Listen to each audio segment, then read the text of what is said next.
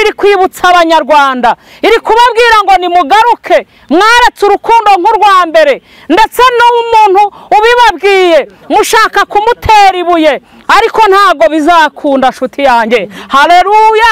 Ijambo riravuga ngo urufatiro rw'Imana ruracyahagaze, kandi Imana irambwiye ngo igarutse kwibutsa abanyarwanda. Imana irambwiye ngo kandi umweyo wayo uracyakomeje gukubura. Haleluya! Imana ishimwe. Bamaso mama, bamaso papa, bamaso mubyeyi, bamaso mukuru, bamaso musore, uyu mweyo utagukubura kandi wari uzi kuri mu mwanya. Imana ishimwe, Imana ihimbazwe. Imana igarutse kukwibutsa, Imana igarutse kukwibutsa.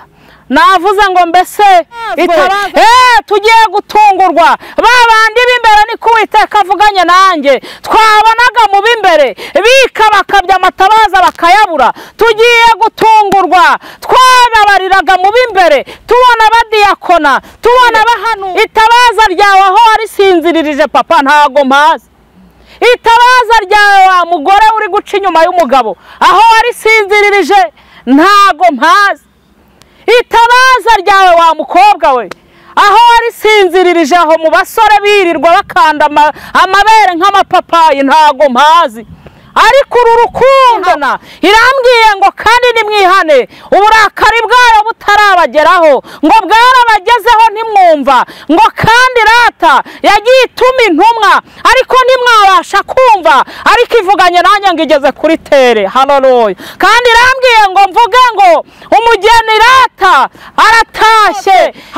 Bivuze ngo amafaranga ntago yatuma uzimira ngo bikunde, kuko Uwiteka agarutse gushaka inama. Haleluya, haleluya! Imana ishimwe. Iyaba wari uzi ubwenge wakamenya icyo Uwiteka agushakaho. Iyaba wari uzi ubwenge wakamenya icyo Uwiteka ashaka ku buzima bwawe. Nje kukubwira ngo Uwiteka ntashaka ubutunzi, nje kukubwira ngo Uwiteka ntashaka yewe ko wiyobagiza mu nzira zawe. Ibi amatwi wayavuniyemo ibiti, usigaye wumva iby'Imana bigusakuriza, kandi mbere wageraga mu rusengero ukuzura umunezero, ariko uyu munsi barakubwira iby'Imana ukavuga ko bigusakuriza. Ndakubaza ngo mbese warwaye ryari? Uwiteka niko ari kukubaza. Mbese niba iby'Imana bitakigufasha, ibyo muri Kadarake bizagufasha. Imana nitugirire neza, naho nugerayo sida irahari. Imana yambwiye ngo amakereda agiye kuba menshi, kandi ni ukuri.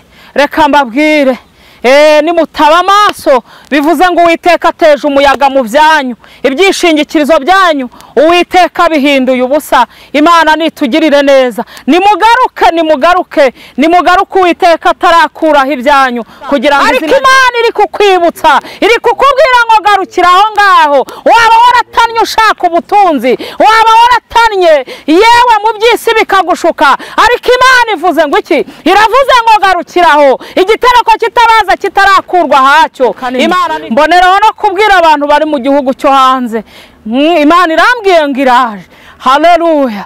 Irambwiye ngo ije guhana inkozi z'ibibi zabigize akamenyero. Imana ishimwe, Imana ihimbazwe. Irambwiye ngo nimugarukire aho ngaho igitereko kitabaza kitarakurwa hacyo. Irambwiye ngo ibyo mubonye ni bikeya, hagiye kuza n'ibindi byinshi. Icy'ingenzi Imana ishaka, irashaka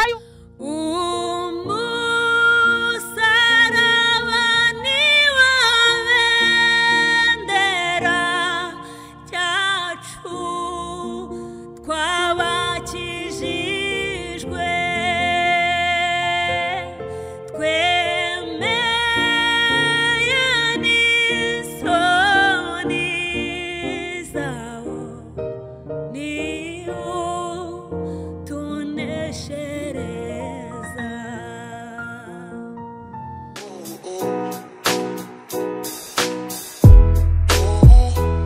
uwabuze umuranga yaheze iwabo kugira ngo ibirori byawe bigende neza, bise neza, bisabe ibintu bitandukanye, ariko byose ababijemo baguye isari, inzara ikabica, biba bitaye agaciro. Emmanuel Catering Service twakuzaniye igisubizo, aho dutekera ubukwe, ibiterane, amahugurwa, inama n'ibirori bitandukanye.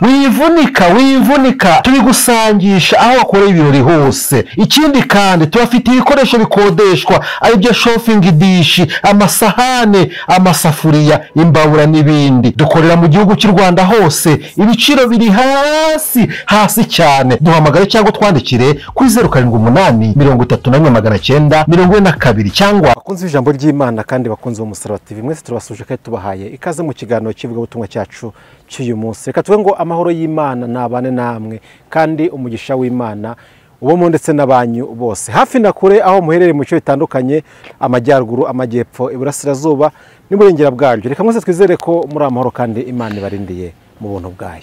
Ushobora kudukurikiye utameze neza, ariko reka mbwire ngo humura, biracyashoboka, ntiwihebe, wongere ugirire Imana icyizere, ibindi byose izabikora. Aho dukurikira uhereye hose rero, Amerika, Aziya, Burayi, Afurika, mwese turabasuje kandi tubahaye ikaze mu kiganiro cyacu. Ndagushimiye kandi wowe wakoze subscribe, mbwira nutarayikora kugira ngo mubwire ko uyu ari umwanya mwiza kugira ngo ayikore. Nta kindi bimaze no kugira ngo ujye ubana natwe mu biganiro byose tunyuzaho. Imana igumugisha rero ko wayikoze. Ngize umugisha udasanzwe rimwe n'umubyeyi w'Imana, umubyeyi wacu, umubyeyi Imana yahamagaye kugira ngo akore umurimo wayo muri iki gihe kigoye, gihe cya nyuma.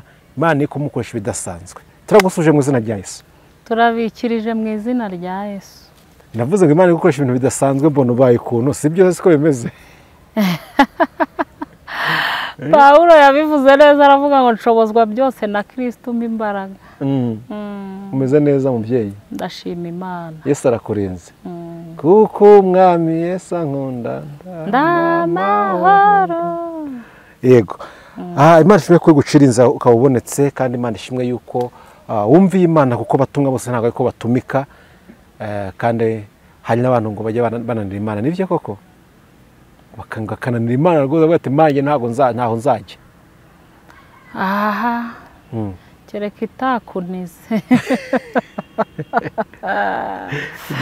Abanyarwanda baciye umugani ngo ntawe uhunga inkuba ari munsi y'ijuru. Nta n'uwayihunga ari munsi yayo. Iyo ikinze se ko ntawe ukinga, yakingura ntihagire ukingura. Yego. Ubwo urumva wayihungira hehe koko? N'uwashaka kuyihunga ubwo yaba yibeshya. Ngo sinzi wavuze ngo ndagiye iburyo nkagusangayo, ngo nagiye ibumoso nkagusanga, ngo nagiye imbere nkagusangayo, ngo ahantu hose urahari. Ngaye nguko. Yego. Ubugingo bumeze bute muri ino minsi? Sha ni buzima. Ntabwo uzi kuba ubunyangamugayo nk'uko yewe yavuze. Oya, Yesu azabimfashemo. Yego. Mama Vanessa niwe tugiye kugana muri kano kanya, kandi dushimye Imana ko ishimye yuko ibiryo bitunga ubugingo, cyangwa se ifunguro ritunga ubugingo ryacu by'uyu munsi igiye kurinyuza muri we. Reka tuvuge ngo wakoze kumvira Imana. Reka ngusabe noneho usenge Imana, dukomeze tuganira. Mana nziza, Mana yacu, Mana rubasha, Mana yo kwizerwa no kwiringirwa, turagushimye Yesu, turaguhimbaje. Tugushimiye kuri ibuye rizima ryanzwe n'abubatsi, rirangije rikomeza imfuruka, ariko ku Mana riratoranywa riba ibuye ry'igiciro kinini cyane. Uhimbazwe kuko ari wowe waturinze uhereye mu gitondo ukageza iyi saha. Izina ryawe nirishyirwe hejuru. Aya masaha, uyu munota Uwiteka, turavuze ngo uri uwo gupfukamirwa kandi uri uwo kwiringirwa, kubera ko tugenzuye dusanga watanze ingabo nyinshi zigapfa ku bwacu. Izina ryawe nirihimbazwe. Turi aha hantu rero, nyemerera mbaraga z'Umwuka Wera zigwire muri twe, kandi uzudushyigikire muri uyu mwanya. Reka ibyo tugiye kuvuga ntaba ari twe, ahubwo icyubahiro cyawe kiganze mu mitima yacu. Mpamagaye imbaraga z'Umwuka Wera, nyemerera ube mu ruhande rwacu, nyemerera ukorane natwe mu gihe gisa nk'iki ngiki, kugira ngo izina ryawe rishyirwe hejuru. Urakoze kuri Imana yumva gusenga mu gihe gisa nk'iki, ngaho dushyigikire nurangiza udukoze ikara ryaka ku munwa ntaba ari twe nyir'ibihe ahubwo uhimbazwe kuko uri uwo guhimbazwa none n'iteka ryose Yesu amen. Amen. Imana igumugisha cyane ku isengesho ryiza udusengeye. Twatangiye tuvuga ngo uri umwe mu bantu Imana ihamagaye kandi cyangwa se iri gukoresha muri iki gihe twita ko ari icyanyuma. Ese iyo urebye iki gihe gukorera Imana ukabihuza na mbere mu gihe cyashize, ndabizi ko nabwo ari umukristo wakoraga Imana, ubona biroroshye biragoye bimeze biti iki gukorera Imana muri iki gihe? Biragoye kubera ko hari uwo ushobora kubwira ngo Imana yambwiye akaba yagutera ibuye, ariko nanone ntago tuzareka kubivuga kuko idukoresha n'ifite imbaraga. Bivuze ngo rero uko bigoye nuko uyu munsi wa none ushobora guhanurira umuntu, abantu barashaka ibitangaza nepo, kandi noneho ninguhanurira yuko ugomba kuva mu byaha, bivuze ngo ntago tuzahuza, kuko uyu munsi wa none uyu muntu ndi guhanurira hari igihe yahuye n'abamubwira ko Imana imujyanye hanze, hari igihe yahuye n'abantu bamubwira ko Imana imuhaye imodoka, ariko urumva nimubwira ngo va mu byaha Imana ibasha kukugirira neza, urumva bitandukanye na wa undi wahise amubwira ko imuhaye imodoka ariko atamubwirije ibyo kwihana. Kandi buriya reka nkubwire, kwihana niho bigize gute, niho izingiro rya byose riri. Uyu munsi wa none niho hagize gute, niho hari izingiro ryo kubona bya bindi byose yabwiwe. Uyu muhanuzi wamuhanuriye ko agiye muri Amerika cyangwa abonye imodoka, ntago mupinze nta nubwo ngize nte, ariko nanone ntago yigeze amubwira aho izingiro rya byose riri. Bivuze ngo rero nimubwira kwihana ntago azabura kuntera ibuye. Urumva rero muri iki gihe bigize gute, biragoye. Gusa Kristo aduha imbaraga. Yego. Ari ikintu umuntu yibazaho cyane utuma mbona gisa nk'icishe n'ivuga butumwa, uraje ubwiye abantu ngo mwihane, nimutihana biragenda bica. Abo ngabo hanure diregiti akahita haza ndakavuga ati akira viza, akira ibitangaza kata mu minota umwe. Mba nibaza iyi Mana, hari Imana ivuga ibitangaza kandi Imana ivuga kwihana, bikacaga kandi ugasanga bibereye ahantu hamwe, ugasanga icyo kintu kibaye ndio gitumye wa undi bahanuye ibitangaza avuye kwisambanira, basamubwira ngo akira viza, akira amafaranga. Ati Imana uzi ko nahise haza umwuka ngo Yesu byose yarabyeje akiri ku musaraba, ibyaha ntago bikemewe, ugasanga ako kantu kabaye mu rujijo. Ese iyo myuka dusoro hano kuko abantu batera urujijo, mwakavuga ati se korona kamanuriye yuko Imana igiye kungirira neza, uriya kabaje avuga ngo Imana iranyishe, haba Imana ebyiri. Oya, Imana ntagarebe dusana kubera iki ubwo buhanuzi buvuye hehe? Ni mu kumana bwose. Ntago nabidiskitaho ngo mvuge ngo wenda ntago buvuye mu ijuru, ahubwo abantu bahawe impano zitandukanye, kandi izi impano zitandukanye zose zifatanyiriza hamwe kutuzanira ibyiza.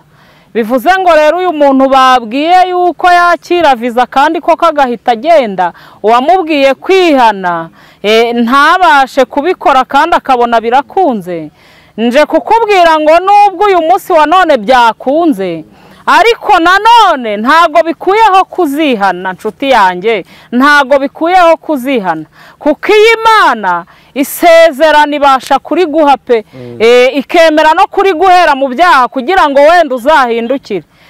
Ariko iyo udahindukiye nabwo kugira ngo ubugingo bwawe bube buzima, bivuze ngo bya bindi urabipfa. Nibutse n'abantu yuko rero uyu munsi wa none ibintu birashira ariko ubugingo ntago buzashira. Imana nitugirire neza. Nibutse ko abantu uyu munsi wa none Kristo ashobora kuguha ibyisi ariko bikarangirana nuko wapfuye. Ariko Kristo we uyu munsi wa none yaguhaye ubugingo, bivuze ngo niyo upfuye mugira gute, murajyana. Imana rero itugirire neza, ngewe ndumva bitandukanye. Yego. Hari abantu muri no minsi nimba ndabyita ngo ibintu by'umurimo w'Imana basa nk'abagize business. Uraje hari akatwiye mu kanya ngo gukorera Imana muri iyi minsi ntago byoroshye. Urahana umuntu ko agiye kurimbuka natava mu byaha agutera amabuye, ariko hari undi uri inyuma yawe ahita avuga ati uzi yuko abantu badashaka kwihana, reka ngewe nze noneho mbabwire ko Imana ibagiriye neza, ko atari Imana yumwe kugira ngo akore ibyo abantu bakunze. gukorera Imana muri icyo kintu kimeze gutyo biraboroheye. Harimo abantu baza badatumwe nayo bakavuga ko ari ibatumye, bakaza bakayibeshyera, uvuza ibyayo bitewe n'uko uzanye ibintu bikakaye bakagutera amabuye. Ese uyu murimo w'Imana ukora n'abo bantu muri izo kondisiyo bibona bimeze bite? None se Sitefano we ntibamuteye amabuye? Ntago tuzabura gukora umurimo w'Imana, kandi icyo Imana izatubwira nicyo tuzavuga. Uwumva yumve cyangwa uhakana agire gute arorere. Ntago muzacika intege. Ntago tuzacika intege. Uwumva azumva, n'utazumva azagire gute azarorere. Kuko ijuru ntago rizabura baryo nshuti yanjye. Bivuze ngo rero nubwo bigoye ariko tuzawukora, kandi Imana izadushoboza. Yego. Reka mvuge ngo Imana izabashyigikire, ntago byoroshye ariko turi mu gihe cy'umugoroba, ni igihe kigoranye. Mu kanya twaza tuganira n'abantu mvuga ni igihe ikintu bita urukundo kibuze mu bantu. Aho ureba ugasanga bihereye no muri ba bantu bitwa ko basenga, bitwa ko ari abakozi b'Imana. Ariko twasoma bibiliya tukavuga ati twona Pawulo ahantu yavuze ngo mu minsi y'imperuka hazaba ibihe birushye. Abantu benshi, urukundo rwa benshi ruzakonje. Ndi kwibaza, umfashe urukundo rwa benshi, ese abo benshi harimo n'ab'inzu y'Imana? Cyane barimo abazemera kwihana bakongera gusubira mu muhamagaro. Mpamvu ngo baze gutyo, iyo umubaje avuga ati si ku minsi y'imperuka tubwira se twihangane n'icyo gihe tugezemo tugomba kukihanganiramo. Oya, iminsi iraje ibibemeze. Iminsi iraje ibibemeze. Kubera ko uyu munsi wa none ngewe nepo naryamye nijoro. Yego. Imana irambwira ngo umva, abantu bagiye kugira kurwara imitwe. Iyo mitwe ntago izaba itewe n'iminanirwa bafite, ahubwo abantu benshi binjiye muri keredi. Bamajije kwinjira muri keredi, hanyuma ibyo bashoyemo amafaranga bakuye muri keredi, ayo mafaranga arangije abageze mu ntoki, ariko ntago yigeze agira gute akora ibyo bashakaga kuyakoresha. Uyu munsi wa none rero abantu bagiye kwinjira mu ishuri rigoye. Nibamara kwinjira mu ishuri rigoye, ya mafaranga bafashe muri keredi ndabwirwa ngo ndetse benshi bamajije kujya baryama bagaramye imitwe bayishyize hejuru, bari kwibaza ngo mbese aya mafaranga tuzayishyura gute. Mboneraho no kwibutsa abantu bo hanze, Imana yambwiye ngo mbabwire ngo ni ibi babonye, ariko bagiye no kongera kubona ibindi nibatihana.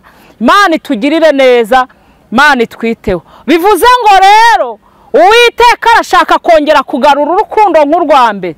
Bitize iminsi irabitondesha nibanga kubikora. Imana ishimwe kandi Imana ihimbazwe. Imana rero irashaka ko abantu bagarura urukundo nk'urwa mbere.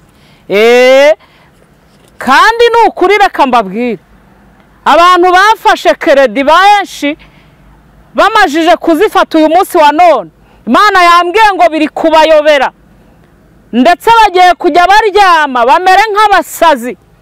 Ariko nta kindi kizakuraho ibyo bintu kereka nibongera kugira gute. Aya mafaranga barafashe bakoresha ibitagira umumaro. Abagabo barirara, bamajije kwirara bajya mu busambanyi, kandi atari bwo Uwiteka yari yabatumye. Ndetse uyu munsi wa none bashyira abagore babo mu kaga. Ariko Uwiteka yambwiye ngo nta kindi kizakuraho ibyo ngibyo, nukongera kugarukira Imana. Imana itugirire neza, Imana itwiteho. Ndabwira wowe uri kunyumva, nkubwira ngo nutagarura urukundo nk'urwa mbere, iminsi iraje, iminsi iraje ije kubikwemeza. Ntabwo Imana izita ku cyo uri cyo. Imana itugirire neza. Iyo bivuze ngo waretse urukundo nk'urwa mbere, urashaka kugenda wiyoboye, kandi kera wayobogwaga n'umwuka w'Imana. Bivuze ngo ntabwo Imana izihanganira yuko tugenda nk'uko ushaka. Mbese Uwiteka ari kukubaza ngo mbese urukundo wari ufite mbere warushyize mbese itabaza ryawe uko ryakaga niko rikimeze. Imana itugirire neza, Imana itwiteho. Bivuze ngo muri Matayo 25:6 nijoro basinziriye habaho urusaku ngo umukoraje ngo tube maso tumusanganire. Itabaza ryawe aho warisinziririje papa ntago mpazi. Itabaza ryawe wa mugore uri guca inyuma y'umugabo aho warisinziririje ntago mpazi. Itabaza ryawe wa mukobwa we aho warisinziririje aho mu basore birirwa bakanda amabere nk'amapapayi ntago mpazi. Ariko uru rukundo Uwiteka yaguhamagariye ntago azihanganira kurureka nubwo uri kurwirengagiza, kuko Imana yaturemeye imirimo myiza. Imana nitugirire neza, Imana nitwiteho, kandi Imana niturengere. Imana ishimwe, Imana ihimbazwe. Imana iri kwibutsa abanyarwanda, iri kubabwira ngo nimugaruke mwaretse urukundo nk'urwa mbere. Ndetse n'umuntu ubibabwiye mushaka kumutera ibuye, ariko ntago bizakunda nshuti yanjye. Haleluya! Ijambo riravuga ngo urufatiro rw'Imana ruracyahagaze kandi rwanditsweho ngo Uwiteka azabe. Imana ishimwe, Imana ihimbazwe. Imana igarutse kuri tere kukwibutsa urukundo nk'urwa mbere. Imana itugirire neza, Imana itwiteho, Imana iturengere.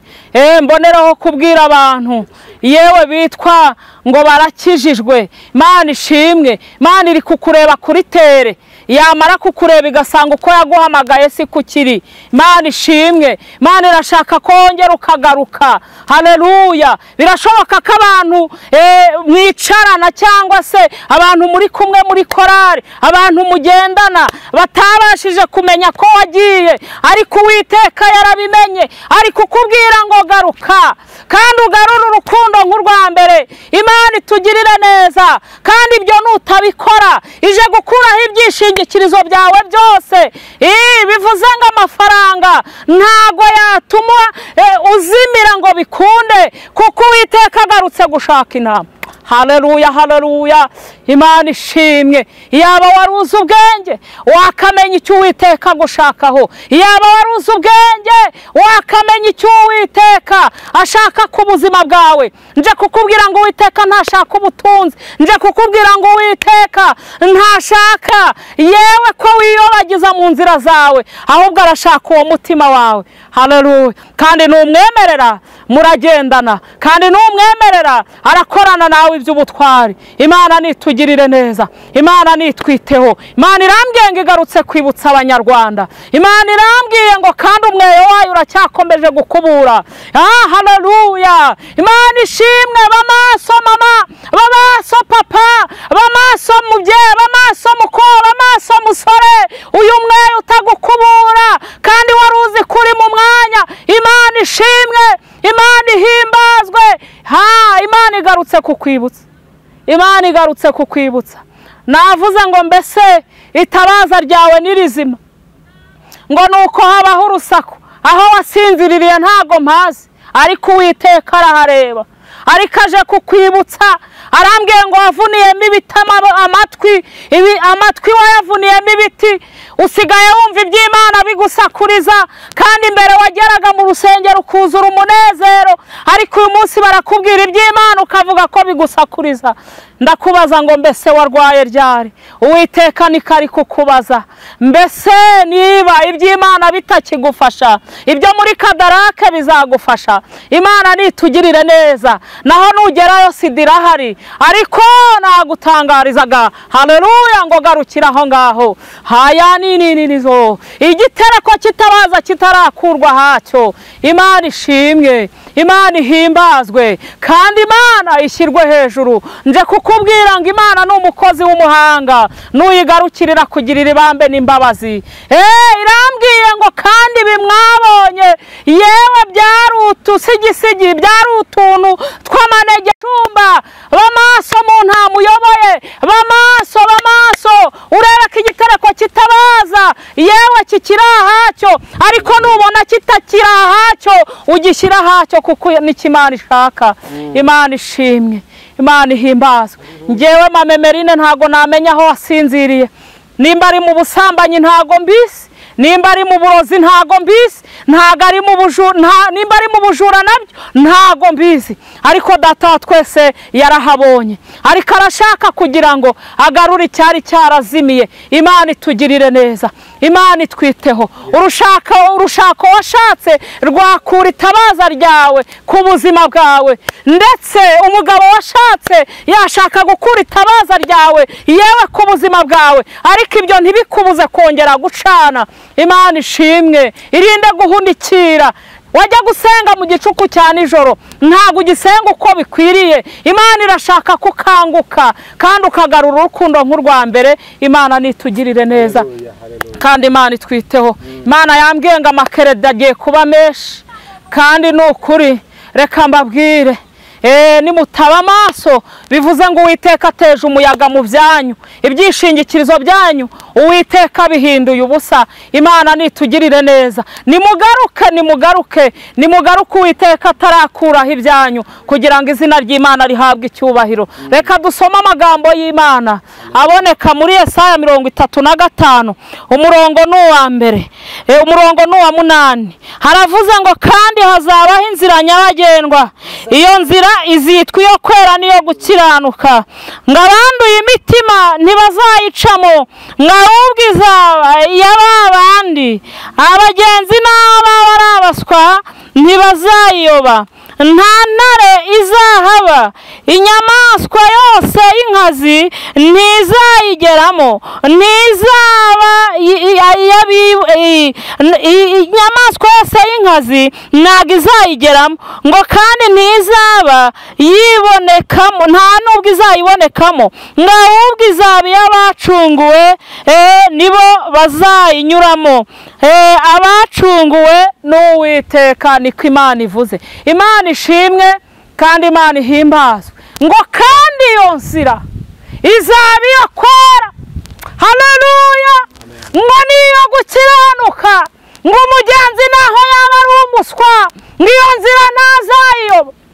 Genzura niba iyo nzira ukiyirimo, genzura niba iyo nzira utarayiyobye, ariko niba warayiyobye wongera ugarura urukundo nk'urwa mbere, kubera ko Uwiteka nicyo agushakaho. Imana itugirire neza, Imana itwiteho. Nshuti yanjye nje kukubwira ngo Imana iradukunda, kandi Imana rata irashaka kugira ngo wongere wezwe ku gato no ku kanini. Iri kukubaza ngo mbese wasinziriye hehe? Imana ishimwe. Mwibutse ko aba bakobwa 5 b'abapfapfa ngo barika bakabye, ngo basanga nta tabaza bagifite.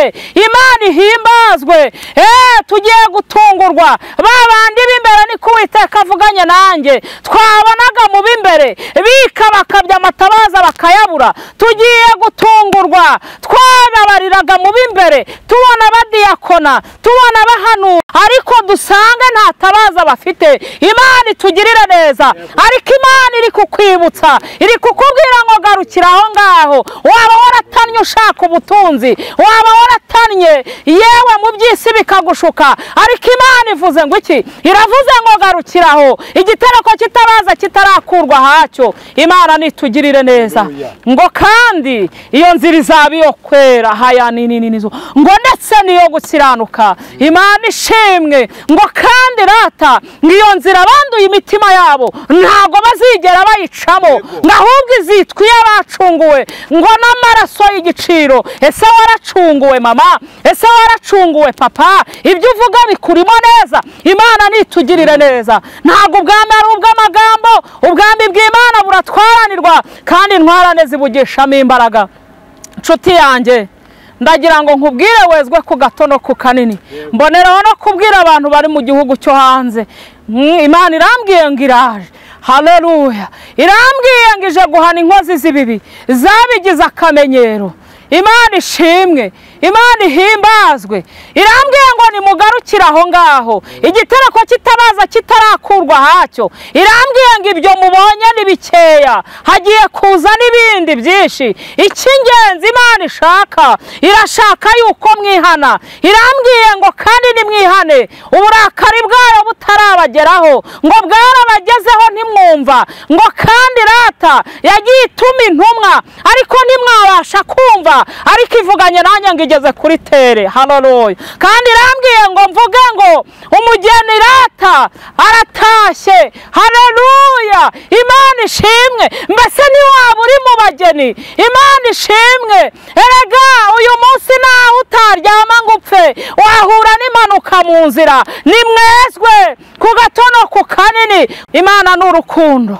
Reba aho wasinziririye, yaba ari mu mafaranga, yaba ari mu kazi, abantu bajya basinzira bakirara. Reba aho wasinziriye, haba mu busambanyi ndetse no mu bujura.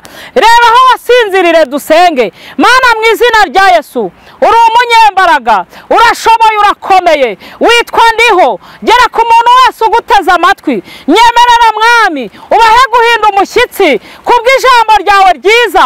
Utubwiye ko iyo nzira izaba iyo kwera. Reka abantu bahinduke rwose, kandi bahinduke bafite umutima mushya. Urakoze kugeze kuri tere, kandi buri muntu wese uje kumugeraho akabona kugira neza kwawe. Ngaho ntunyemerere rero, uyu mwere wawe umbwiye ko ukomeje gukubura. Ngaho ntunyemerere rero, buri wese ahinduka acyumvira ijambo, kandi ahindurwe n'umuburo wawe. Ubwo uje guhemba no guhana, inkoni yawe ukaba umbwiye ko igeze ku irembo. Unyemerere Uwiteka, uwumvira ijambo ahinduke rwose, kandi ahinduke afite umutima mushya, kugira ngo izina ryawe rihabwe icyubahiro. Uvuganye nanjye ko impfu zibaye nyinshi, ariko nyemerera buri muntu wese yihane, kandi Uwiteka buri wese uko yahamagawe mugwe ruhande, wongere umushobozi, umwambike imbaraga mu gihe gisa nk'iki ngiki, kuko uri Imana yumva gusenga. Urakoze kuri Uwiteka, none n'iteka ryose Yesu. Amen. Wagukeneye kubona kuri nimero 07 374 8 3 429. Nane bumugisha.